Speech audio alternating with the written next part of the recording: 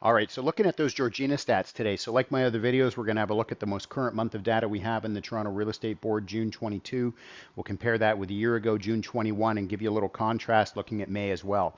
So in June 21, we had 141 new listings come to market across all home types in Georgina, 122 sales through the month, and 111 active listings. Active listings are what didn't sell and carry over into the next month. May 22, we had 212 new listings come to market, 62 sales through the month, and 192 active listings, which pushed into June. June, 171 new listings came to market. So this has been a trend we've been seeing across the GTA and less listings coming to market. Sales actually stayed fairly consistent, 199 active listings. So the number of active listings went up. So that means more inventory out there right now.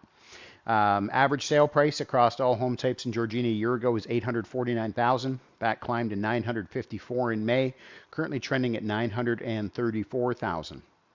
And again, this is a trend we've been seeing across the GTA. As interest rates have started to climb, the average sale price has started to decline a little bit. Um, the SNLR, known as the sales to new listings ratio, also known as the absorption rate, it tells us out of the homes coming on the market each month, what is the percentage of them that are selling. We calculate that by looking at the sales divided into the new listings. So we're looking at 86.5% of the homes that were coming on the market in June 21 sold. 29.2% of the homes that came on the market sold in May, currently trending at 35. So although we've seen this number climb a little bit, which would cause someone to indicate, okay, maybe the market's actually, coming back a little bit. You have to remember that how it's calculated. So we saw less listings come to market and also less sales. So it's causing this number to puff up a little bit, as you will. So it's it's almost a little bit misstated, if you will, because of the other numbers behind it.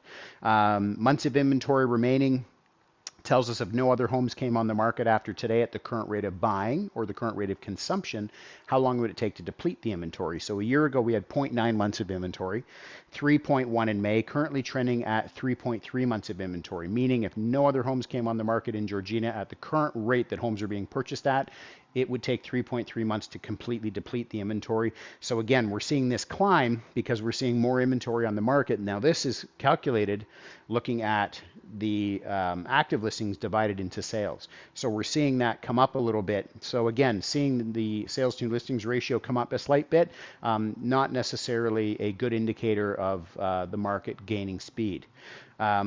Sale price to list price ratio, homes selling 106.9% of ask a year ago, 102% of asking in May, currently trending at 97.6.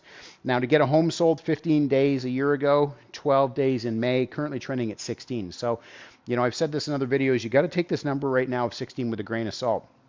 It is an overstated number in that there are many cancellations and relists of homes that are for sale right now. So when you're seeing this number of 16, that's only what it's taken to get that home sold, how many days it's taken to get that home sold under the current listing.